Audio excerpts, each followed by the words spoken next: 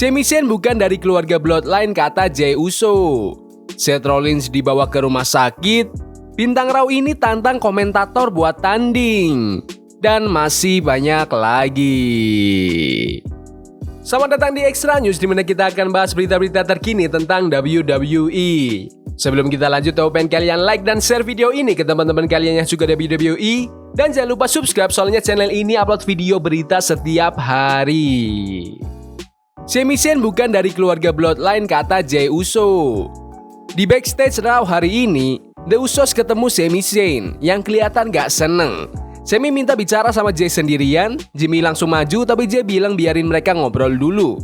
Jey nanya ke Jey tentang apa yang terjadi. Dia nanya Jey apa benar dia mau menyelesaikan masalah dengan Roman seolah-olah semuanya baik-baik aja. Jey langsung bilang kalau Solo Sikoa itu lebih parah dari Roman Reigns. Jey ngingetin apa yang Reigns udah lakuin ke Jey selama ini dan Jey langsung balik ngomong kalau kok kayaknya Sami ada di pihaknya Solo.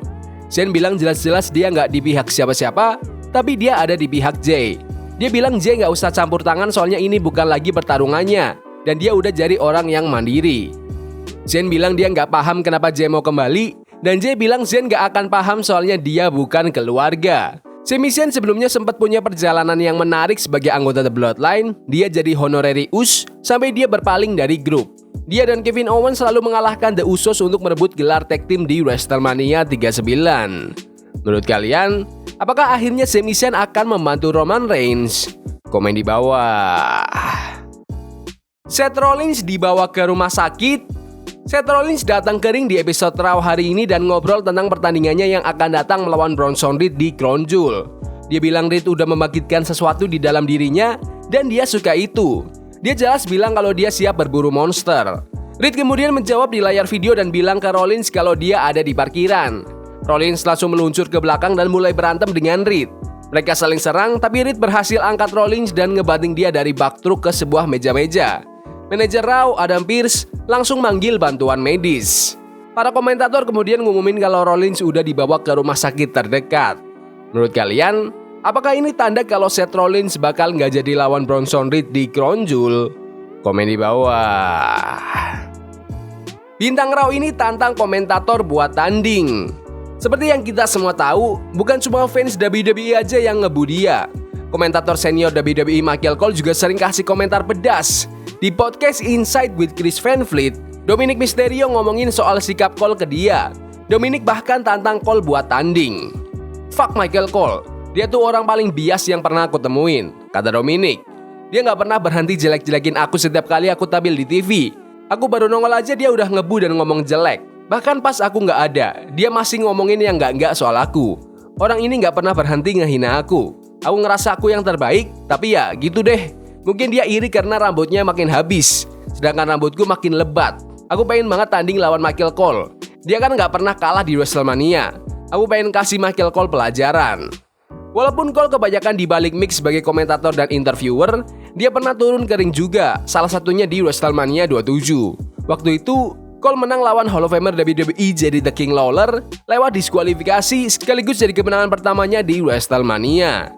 Selain Cole, Dominic juga tertarik buat lawan Pat McAfee yang lagi break dari tugas komentarnya di WWE. Kayaknya dia nggak berani lawan aku, makanya dia cuma jadi komentator sekarang. Tapi ya terserah deh, kalau Pat pengen tanding, dia tahu aku ada di mana, kata Dominic. Menurut kalian, apakah kalian pengen lihat Dominic lawan Michael Cole? Komen di bawah. Motor City Machine Guns kurang spesial. Di acara Sportskeeda Wrestling Writing with Russo, mantan tim kreatif WWE ini bilang gaya high flying yang dulu dipopulerin Shelly dan Sabin sekarang udah banyak banget dipakai di WWE. Jadi kelihatan kurang spesial. Dulu mereka salah satu tag team pertama yang pakai gaya itu. Sekarang semua orang pakai, jadi nggak spesial lagi. Kayak yang aku bilang, tadi aku lihat mereka ngelakuin sesuatu yang sama kayak Gargano dan Ciampa 30 menit sebelumnya. Itu yang bikin mereka spesial. Mereka udah ngelakuin gaya itu ya beneran 10-15 tahun yang lalu, sebelum orang lain ngelakuinnya. Sekarang, semua orang lakuin.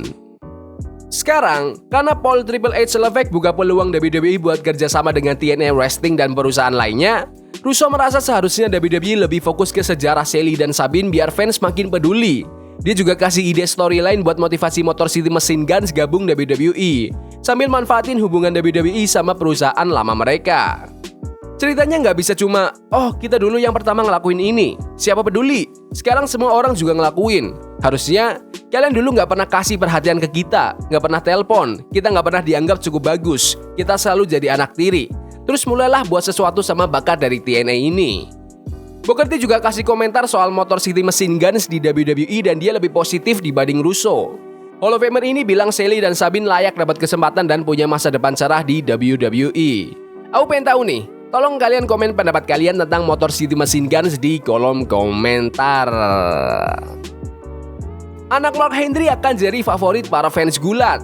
Mark Henry ngobrol di podcast Busted Open dan ditanya apakah dia ingin punya satu pertandingan lagi sebelum pensiun. Itu bikin dia cerita tentang anaknya, Jacob. Dia bilang mimpi anaknya tuh main satu game di NFL, terus langsung lanjut jadi pegulat. Mark Henry juga jelasin kenapa fans bakal suka sama Jacob, terutama karena passionnya buat gulat. Aku punya anak yang lagi kuliah sekarang dan dia cuma pengen banget jadi pegulat profesional. Dia senang banget main football di kampus, pengen banget main satu kali aja di NFL. Dia bilang, kalau aku cuma ikut satu latihan pakai seragam NFL, aku bakal ngerasa puas dan siap buat jadi pegulat kayak Bron Breakker, kata Mark Henry. Aku bilang, bro, mereka pasti bakal suka kamu. Biasanya, orang yang punya banyak pilihan lebih milih uang atau cabut ke olahraga lain. Tapi kamu malah terang-terangan bilang kalau ninggalin semuanya buat jadi pegulat, itu yang bikin fans bakal cinta sama kamu.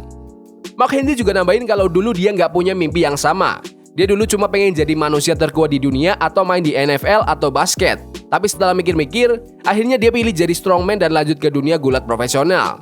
Henry bilang dunia gulat sayang balik sama dia, beda sama powerlifting yang nggak kasih keuntungan finansial buatnya. Jacob Henry debut di WWE di acara SummerSlam, duduk bareng sama ayahnya di pinggir ring. The World's Strongest Man optimis soal karir anaknya di WWE dan yakin Jacob bakal terkenal banget begitu resmi turun ke ring. Menurut kalian, apakah kalian penasaran dengan Jacob Henry, anak dari The World's Strongest Man ini? Komen di bawah. Legenda ECW akan return ke WWE. WWE bakal gelar NXT di 2300 Arena yang dulu dikenal sebagai ECW Arena pada tanggal 6 November. Manajer NXT, Eva, udah resmi ngumumin match pertama yang bakal melibatkan mantan bintang ECW. Di NXT Halloween Havoc, Eva ngumumin kalau Dawn Marie bakal jadi wasit spesial untuk match hardcore antara Lola Vice dan Jayda Parker. Ini bakal jadi comeback Dawn Marie di WWE setelah bertahun-tahun. Dia pernah tampil di WWE sekitar tahun 2005 setelah aksi berkesannya di ECW dulu. Jayda Parker nggak bisa nahan excitementnya pas dengar kabar ini. Apa ada dari kalian yang masih inget Dawn Marie di ECW? Komen di bawah. Preview NXT minggu ini. Di NXT Halloween Havoc, William Regal muncul dan bilang kalau dia bakal mendampingi Lexis King di sudut ring untuk match Heritage Cup-nya lawan Charlie Dempsey, anaknya Regal, di NXT besok. Selain itu, Zarya bakal debut di ring setelah dia muncul di episode minggu kemarin. Zarya juga hadir di NXT Halloween Havoc, di mana dia nyerang Fatal Influence setelah Fallon Henley menang NXT Women's North American Championship. Lalu, Wendy Choo bakal lawan Tatum Paxley di casket match. Choo sempat masukin Paxley ke dalam kotak dan kayaknya culik dia di episode NXT minggu kemarin. Di NXT Halloween Havoc, Paxley muncul dari kotak itu dan nantang Choo buat tanding, dan akhirnya ditentuin casket match sebagai stipulasinya. Inilah update daftar pertandingan untuk NXT besok. NXT Tag Team Championship antara Nathan Frazer dan Axiom melawan Cedric Alexander dan Javon Evans.